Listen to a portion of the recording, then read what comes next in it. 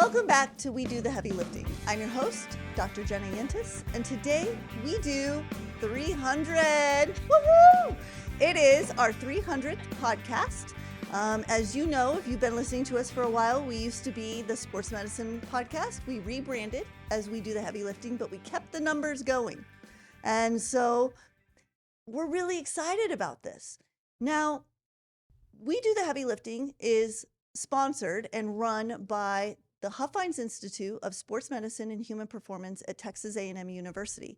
And if you haven't noticed already, myself and our guests all have these wonderful t-shirts on. We just got them yesterday. We're so excited. And so Huffines is really an institute that facilitates research. We facilitate the application of research, and we facilitate communication of research, which is part of our mission here is that podcast. And so we really want everybody from the general public to practitioners to even scientists to come to us for knowledge. And as we always say at the end of every podcast, please give us topics that you're interested in learning about. But today we're going to focus on talking about some milestones for the Huffines Institute. And I have some really important guests here today, and I'm really excited for you to meet them. So we're going to start with Dr. Steve Martin, who is our Associate Director of the Huffines Institute, but the Director of our Testing Center. So Steve, go ahead and give us a little bit about yourself. Well, thanks, and it's great to be here. So I officially came to College Station in 1998, so I was a graduate student and a doctoral student, and I was lucky and blessed enough to be hired on as faculty in 2007. Became part of the Institute 2 years ago and taking on that role as Associate Director and Director of Testing. Awesome. Well, thank you so much. In addition, sitting right next to Dr. Martin is Macilynn Coles, and Macy serves as our lead administrative assistant at Huffines. So tell us a little bit about yourself, Macy. Yeah, as Dr. Yentes said, I'm the lead administrative assistant at the Huffines Institute. I'm a recent graduate, bachelor's of kinesiology, and in the fall, I began my master's program in clinical exercise physiology. Awesome. Thank you so much. And Macy, you're from Texas, correct? Yes, Corsicana, Texas. That's awesome. I love it. And last but not least, sitting right here to my side is Anisha Patel. And Anisha is typically behind the camera here at We Do the Heavy Lifting, and today she's in front. So tell us a little bit about yourself. So I'm Anisha Patel, and I'm the executive producer of We Do the Heavy Lifting, and I am a biology major, class of 24. Nice. You are also from Texas, correct? Yes, from Houston. Woohoo! Go Houston. All right, so why is 300 important, and why are we talking about 300? Well, just to back up a little bit, some interesting facts about the number 300. In Roman numerals, it's CCC. It's the sum of 10 consecutive prime numbers for all the math nerds out there, which I associate myself with. It's a perfect score in bowling, which is awesome. And in numerology, it's the angel number. And if you have 300s coming to you, it means that you need to act upon something. I learned a lot about numerology looking up the number 300 yesterday. I am not a numerologist. But why is 300 so special to Huffines? Well, it really does demonstrate that we have impact with our communication in terms of the folks that we're reaching, the impact that our testing is having on our community, the impact that our research is having on the field of science. And it demonstrates the longevity of this podcast and of the Huffines Institute. So with that, we're going to talk a lot about things that are associated with the number 300. And we're going to start today by talking about our 300th HHPM is what we call them, but they're the Huffines Human Performance Minutes. And I'm going to let Macy talk about this because you actually recorded the 300th episode. And so let's start with what are the HHPMs? What are the Huffines Human Performance Minutes? Well, HHPMs, or Huffines Human Performance Minutes, are a 60-second broadcast that we at the Huffines Institute bring to the public about anything relevant or anything new in sports medicine. Okay, and so those are typically, for a long time, they aired on the radio here in Bryan College Station, Texas, and we also air them on our local public television, CAMU, but individuals can find them. Individuals can find them on our website under audio podcasts. Yeah. Little plug there. Little plug for all of those that Yeah. you've recorded over the years. So tell us a little bit about the 300th HHPM. So the 300th HHPM was actually my first one ever. Really? Yes. Interesting. So it was a big deal, and I hadn't even known it yet, so that was pretty cool. But the 300th HHPM was about chronic traumatic encephalopathy, Mhm. and what that kind of is just a progressive and fatal brain disease that occurs over time with traumatic brain injuries and any kind of blows to the head, mostly seen in sports and football more specifically. So this is typically when we hear of football players that are a little older, that are starting to notice signs with being able to do daily function or Mhm. communicate, that sort of thing. We hear a lot in the news about CTE. Yes. Okay. Much easier to say. It is. It is.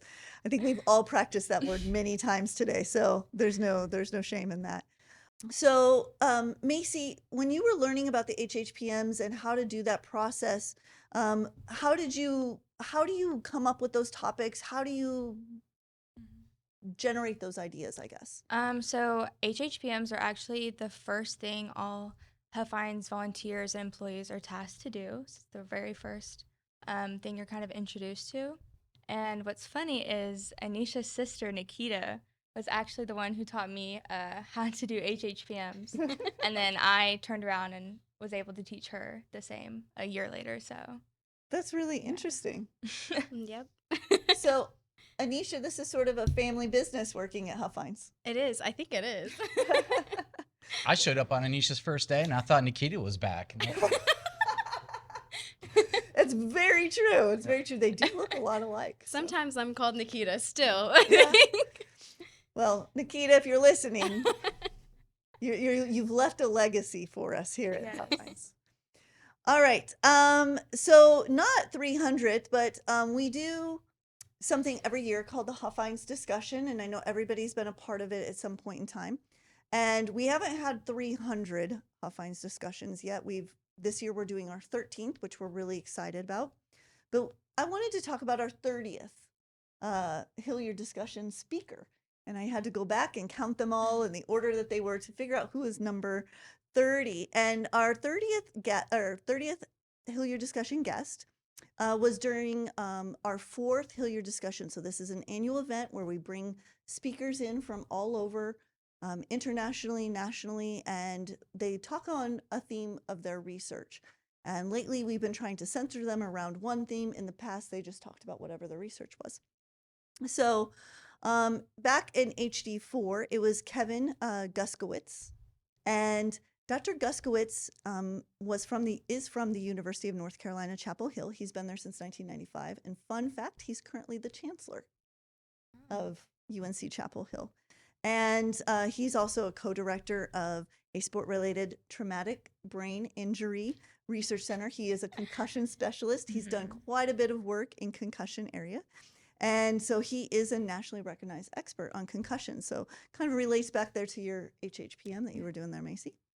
He talked on sport-related concussion, a legitimate concern versus paranoia, and some other really fun facts about him. He, in 2011, received the MacArthur Fellowship, which is also considered the Genius Award. And in 2013 was Time Magazine's named one of the game changers. And so right now, as it sits, we have 76 total speakers in our Hilliard discussion since the first one. And this year we're going to be adding 5 more to our 13th Hilliard discussion, which will be in September of 2023. And so you can find that. If this is airing before then, you can find it after the end of September. But if you're listening to this after the end of September, you can find it on our website under video podcasts. And let's move on to testing, because we've got some really interesting 300th facts. So, Dr. Martin, we do a lot of community testing. What is the testing center? Why do we what do we test? Why do we do it? All that fun stuff. Great.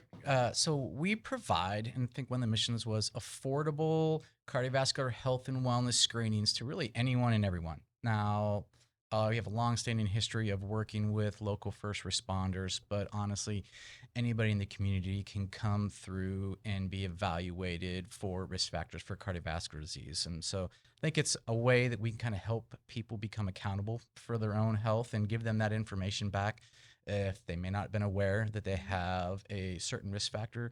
We provide them all their information in a nice color report. They get a consult with myself or one of our graduate students after they complete the testing, and it's pretty quick. And another great thing is all the students in our academic programs that are learning how to perform a variety of these tests and learn about them in their class lectures actually now get a chance to have hands-on experience in working with real life individuals and kind of hone their skills before they go out and kind of find out what they want to do for the rest of their life in the job market. So serves kind of a dual purpose. Yeah. I'm still trying to figure out what I'm going to do Yeah. with the rest of my life. Fun fact, we do over 300 of those a year, correct? Typically, we've averaged over 300 within the four different law enforcement and fire service entities here in town and community testing, Texas task force that we work with. So we typically average over 300. And so those students, you've commented before that the students in those classes, when they go out and get, the real job, typically they have a lot more experience than some that have actually been doing these cardiovascular testing. Oh, excellent. So most of our students in our applied exercise physiology program have to do an internship before they graduate. And the skills that they learn and the exposure to the different variety of testing that we offer and the amount of testing that they get a chance to perform puts them way ahead of some of these students in other schools, even graduate students. Often they are training some of the graduate students from other schools that may not have had as much experience. So we're well known around the state of Texas and the variety of the hospital systems about the quality of student that comes out and the amount of experience that they get is bar none. That's amazing, and that really speaks to the program, but not only how Huffines and the testing center is supporting that education. And Macy and Anisha, you have participated in doing testing as well, which is really exciting. So the fact I'd like to give here is that community testing that we're doing that Dr. Martin described leads to about 300 miles per year on our 3 testing treadmills. So people walk about roughly 300 miles doing something called a Bruce treadmill test. Either of you want to chat real quick about what that is for our listeners? Yeah. So the Bruce Protocol test is a standardized exercise test that we use to elevate the cardiovascular health and fitness of individuals. And this test usually consists of 7 stages, each of which increase in speed and incline. And the purpose is to progressively stress the cardiovascular system and assess its response to increasing levels of exercise. And so during the test, we use various measurements to monitor heart rate, blood pressure, and electrocardiogram, or ECG. And we can gather information about their ability to tolerate physical stress and potential presence of heart disease. And that's one of the main reasons that we do a Bruce Protocol test on every single patient that we do physical testing for. Excellent. Dr. Martin, I know I didn't ask you to prepare this, but how long is the longest that we've had someone go? So I will tell you, and Anisha mentioned that there's 7 stages. The Bruce Protocol always wins. So it's just a matter of how long you can last. We have, I think the current record right now is 19 minutes and 11 seconds. And I think vaguely back in my days as a graduate student, we may have had one of my colleagues may have reached 20, not for certain. Okay. But right now we have 19 minutes. Which it's amazing. The test was designed to Dr. Bruce to be done and finished in under 12 minutes. So that's kind of the standard average time that we try to shoot for. So 19 is an amazing feat. I believe we had someone hit 15:53 recently. Just recently, yeah. Yep, and I think that's one of the highest. Wow. Yeah. Well, I did it recently, and my time was. We won't even talk about that. It's a humbling experience, to Very say the humbling. least. Yeah. Bruce won. So all 3 of you have been doing testing. I mean, Dr. Martin, you've been in the testing center for many years now. is there something funny or a story that you can tell us? I'm going to have everybody share something that's happened during testing that maybe you can share with our listeners. You want me to go first?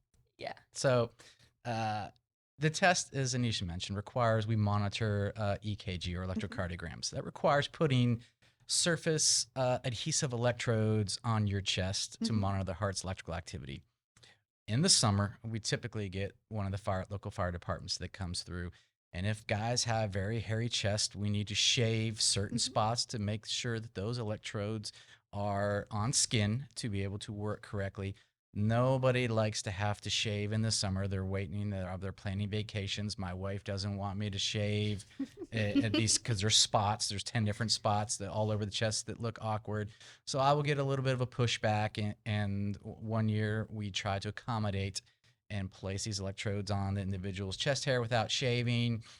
Needless to say, the next time he came in a week later and profusely apologized and said it took him probably about 20 or 30 minutes when they got back to the station to try to remove the adhesive electrodes from his hair. And so every year after that, he comes in completely clipped and shaved.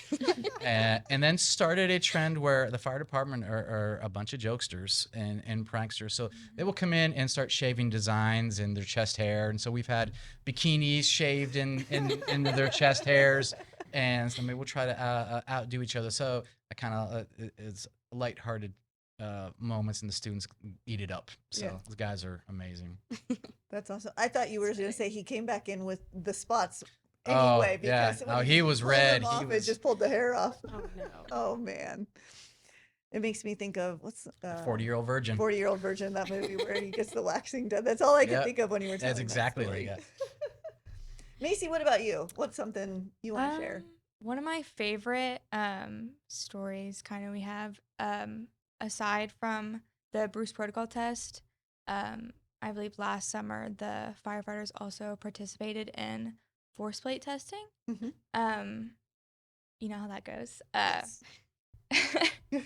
You tell them, stand up straight, hands on their hips, jump as high as you can, with as much force as you can. And sometimes they either don't want to try, their best, or sometimes, something happens. And last year, we told them to pretend that they're superheroes and that they need to start to fly, And so as soon as we told them that, I've never seen them jump higher. They were... Really? Yes. And we have pictures. It's so funny. But... Mid-air action shots. They all look like Superman, just levitating. They're all levitated. It was so funny. Well, I definitely think that's going to be great content for our annual report. So it was actually in last year's annual report, so if you want to look at that as well, it's also on the website. Yeah. Another plug. And we've talked a lot about firefighters and others, and so the testing center does have contracts. Is that the right word? With annual agreements to come in and provide that those cardiovascular screenings for the individual departments. Yes. Yeah. So we get a lot of firefighters, police officers, as you mentioned, Texas Task Force. A lot of first responders we have come through that the students are working with. Anisha, what about you? I would say one of my favorite memories for testing would be trying to get everyone in order and screaming to Dr. Martin across the lab, like trying to figure out what he needs, or if he needs someone on our PFT or our DEXAs. It's a lot of fun. So just trying to keep everybody organized. Yes, yeah. It can get crazy on Tuesday and Thursday mornings in Huffines. It's chaotic. Yeah, but it's fun. Controlled chaos. And Controlled Anisha does a good job with making sure everybody is moving to a different station where they need to go. So it's a big help. Same in Macy. So Anisha, you mentioned something called a DEXA. You also mentioned a PFT. So for our listeners, that's a pulmonary function test. But we also do about 300 DEXAs a year to our community or students within the Huffines Institute. So, Dr. Martin, what's a DEXA? What does it measure? What is this thing that we're talking about? So DEXA is the gold standard for the assessment of body composition. So DEXA stands for dual X-ray absorptiometry. So we lie on a table and we have a box that emits two different energy rays that kind of come up through the table and are absorbed by the tissue in our bodies and pass through, and we have a detector head. So two different energy levels. One's absorbed by bone, one's not. So in that way, we're able to separate out fat mass from lean tissue from bone. So the tool or the device was initially developed for bone density. So we can give people indications on bone density and thinking about osteoporosis concerns. Since that time, it's become more used and for body composition, so body fat percentage. And it's important that we can use that to track changes in fat mass, so changes in composition, increases or decreases in fat mass, increases or decreases in lean tissue or muscle that the scale weight may not show you and reveal. And you might have decreases in scale weight that you think is amazing success, but when we actually look at your DEXA results, there could be some unhealthy changes where you could be losing muscle mass, which is your big metabolic engine that you don't want, which will cause you to have a lower scale weight. It's counterproductive. So there's a way that we can track people's body composition, what's happening with their lean mass, their muscle, their fat mass in serial measurements. And these firefighters and police officers have been coming through since, I believe 2005 was our first DEXA scan purchase. So from that time, they can see what happens from year to year. And of course, when we had that COVID year and the lockdown and everybody, you kind of see these trends in the wrong direction. And as we kind of break out and get back to, the workout again and see improvements in that. So that's the real usefulness of that tool.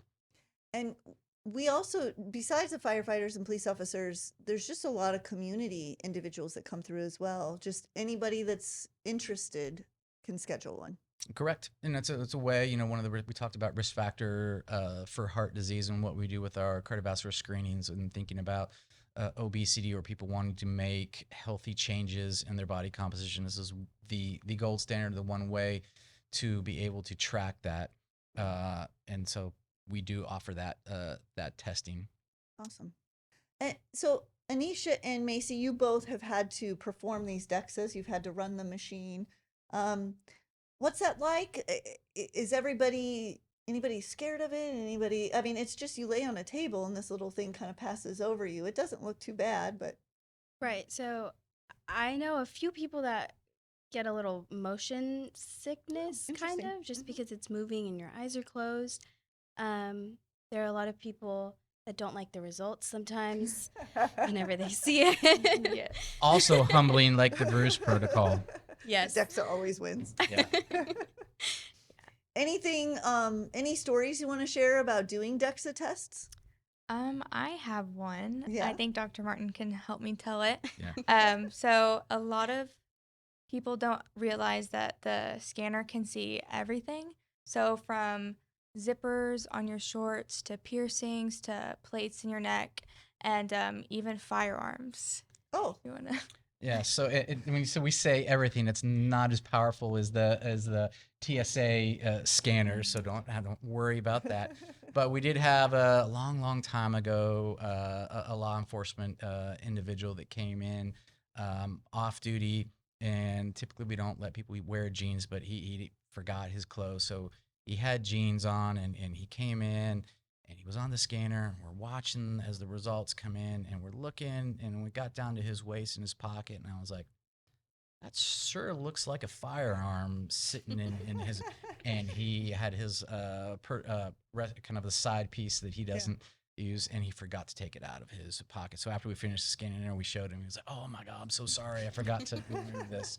So does the DEXA, it knows not to count that as human tissue, right? Correct. Yeah. So if you have, like we mentioned, rods, pins, plates from different orthopedic surgical procedures, it recognizes that as not lean tissue, not fat, not bone, and it goes in and has the capability to almost color that out and not include it in the calculations, but you can see it, and it's pretty cool afterwards. So that's really interesting that it's able to see everything, but not quite like the TSA level.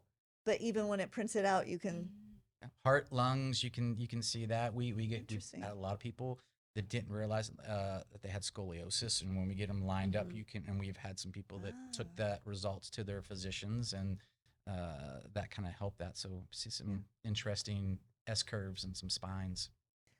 Since I've been there, there's been several folks that have come in to get these done that the doctor has suggested they get it done and their insurance doesn't cover it or for some other reason, and they can get it at a fairly low cost through us. So, yeah, it's kind of nice that you can take those results back to your physician and get And some that's information. one of the tests that's part of our cardiovascular package. The DEXA scan is one of the stations. So we often, that's how we got involved with working with Texas Task Force, is somebody took the results to their physician and those color reports, and they were like, "Oh, this is amazing." And more people were like taking them to the doctors for their annual wellness exam, and that's when then Texas Task Force and TEEX reached out to us and said, "Hey, we really love your reports." And that's how we kind of established our relationship with them. Yeah. And you didn't mention it earlier, but you have physicians on contract that come in Correct. and review.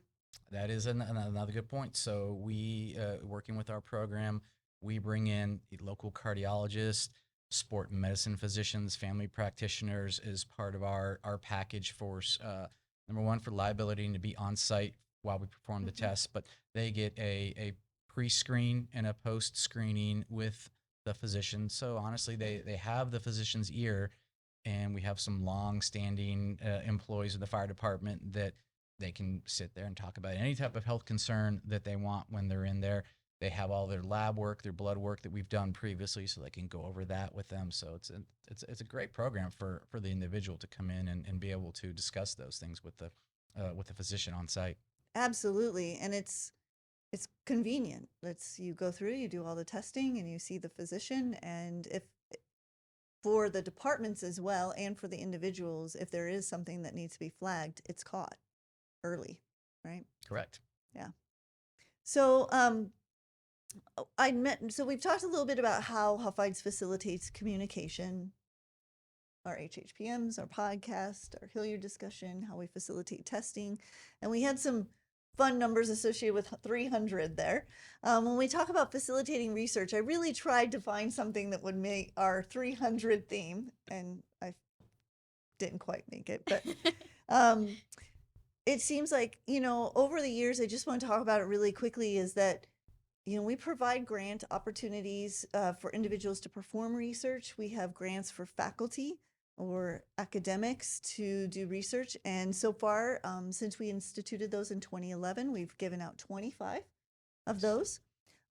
We also facilitate student research. So we've had about 80 students that have received student research grants.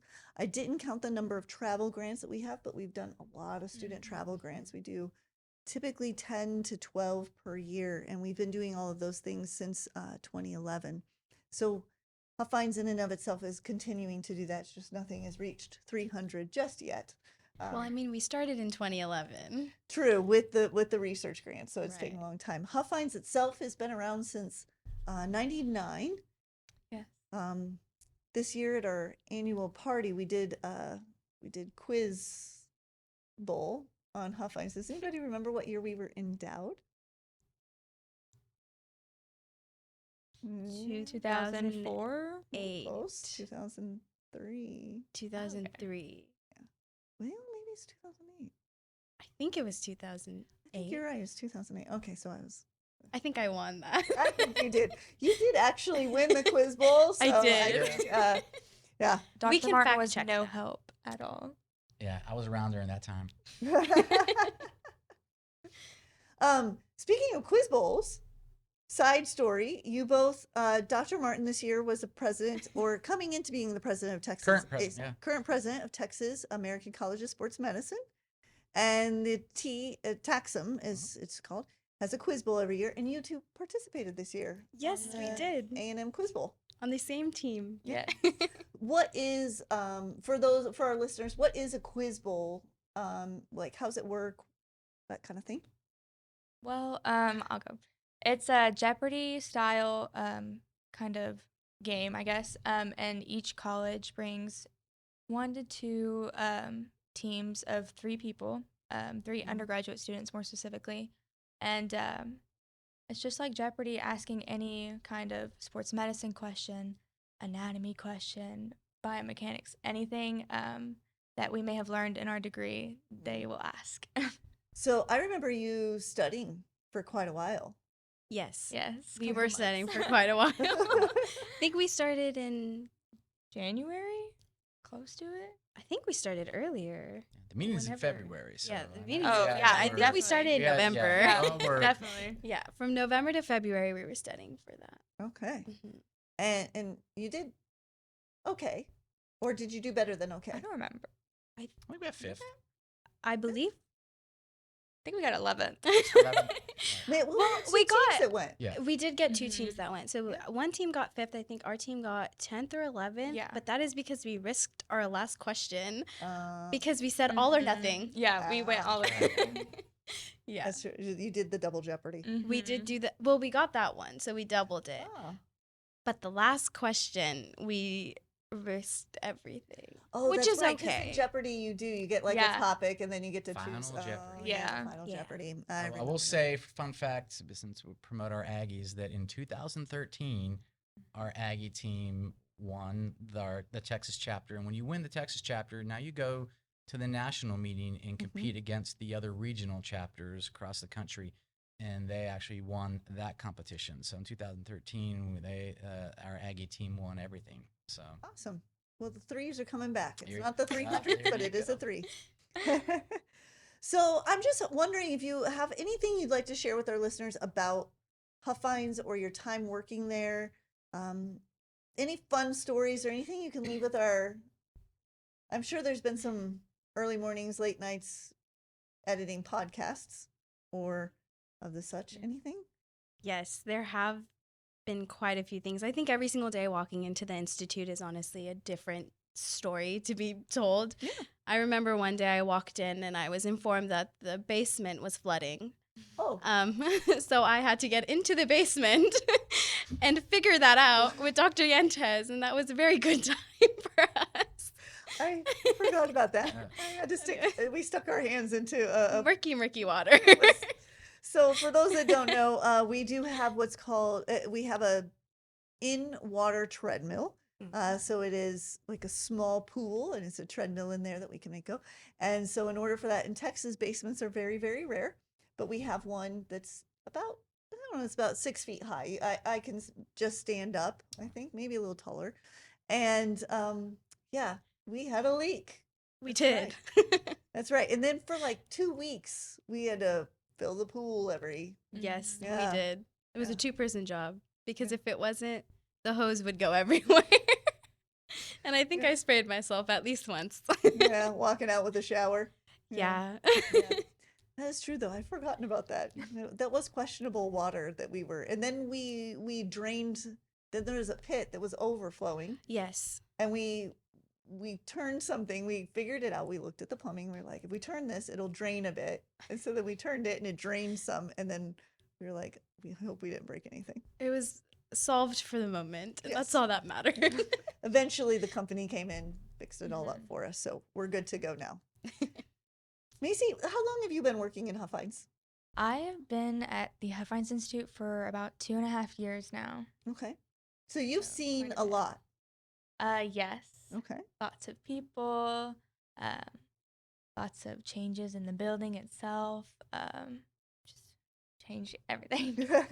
I would like to say Macy gives the best tours of the Institute. Yes. I think she convinced one daughter, a family came in and the dad Mhm. was like, I will not pay for school unless you go to A&M. Oh, And Macy convinced her to go to A&M and was like, this is a great institute. We have a great kinesiology program. And she was convinced by the time she left Mhm. within her 15-minute tour.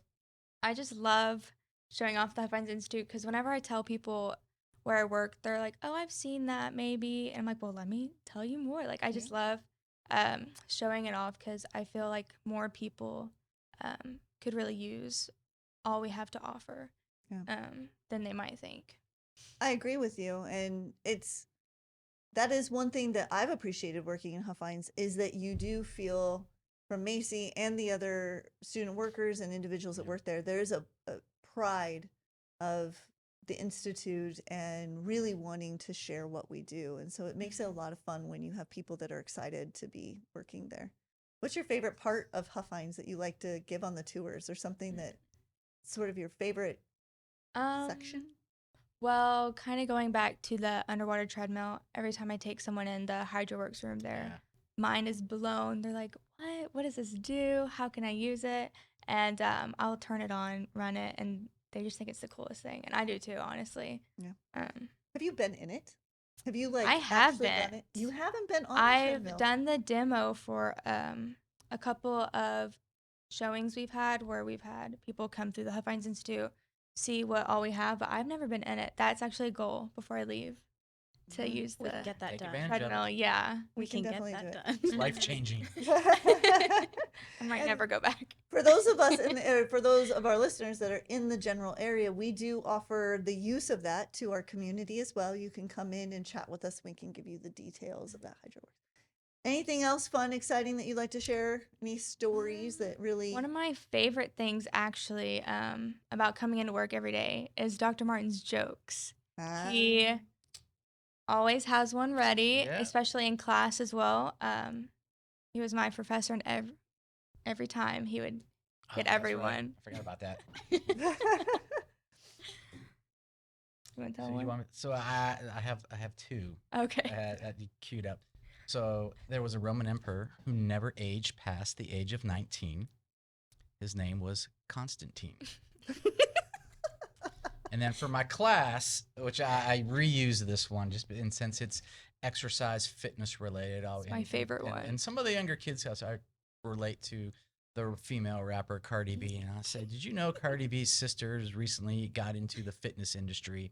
You know what her name is? And they're like looking at me like, Cardio. And then, Hey, Dr. Martin, when does a joke become a dad joke? That's a good one. When it becomes a parent. Very good. That was a good one. That's a good one. It's hard now. I try to pretend and lay into the dad jokes with some background, and they know now that I'm trying to set them up for a joke and what's real and what's not real. I could be serious now, and they would think I'm telling it. Yeah. I'm setting up a dad joke. My kids don't appreciate it, so I got to get. We love it. We You have an appreciate endless it. supply Exactly. of folks that will Yeah. appreciate They're stuck it. behind the desk, so they got to listen. Yeah. So, Dr. Martin, you have seen a lot of students come through the Huffines Institute. You've seen a lot of things. What's something crazy? Tell us a story. Something crazy. Well, it doesn't have to be crazy. You can.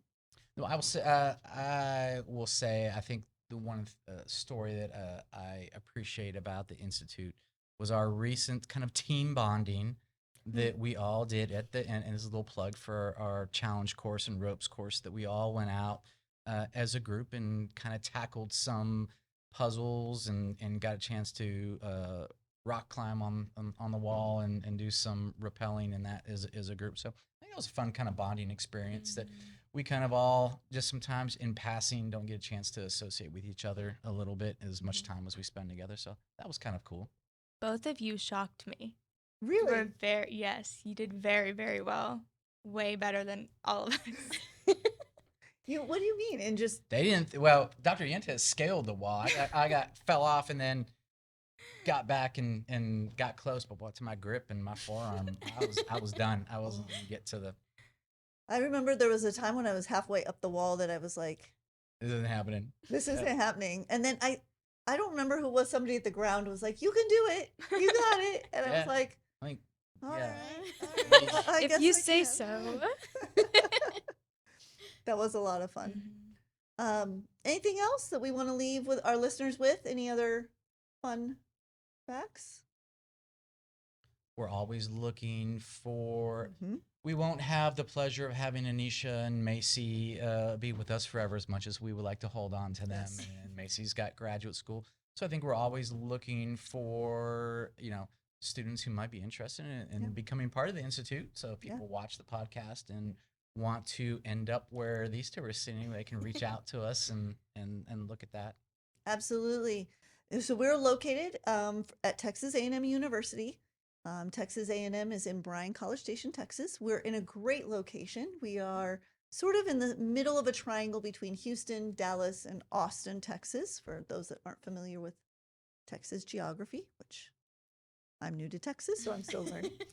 And Aggies are a lot of fun. I've worked at a lot of universities. I've been around a lot of college students, and I can say Aggies are some of my favorite. They definitely have school spirit. You've never seen it anywhere else. You will never see it anywhere else like you do here. So if you're interested in coming to Texas A&M University, please visit the website, come for a tour, and while you're there for the tour, stop into the Huffines Institute. So you can find us. We are on Google Maps.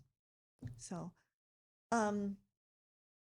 with that, I think that's everything. We've expended our 300 facts. Unfortunately, we're out of them, or fortunately for listeners that are waiting for the end of this podcast, maybe.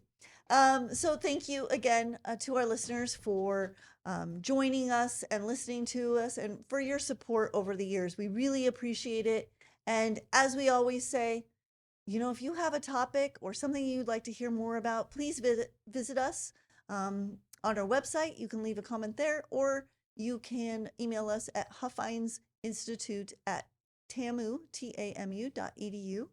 And with that, we'll see you next time for episode 301. Thank you. All right. Gig 'em. Gig 'em. Excellent.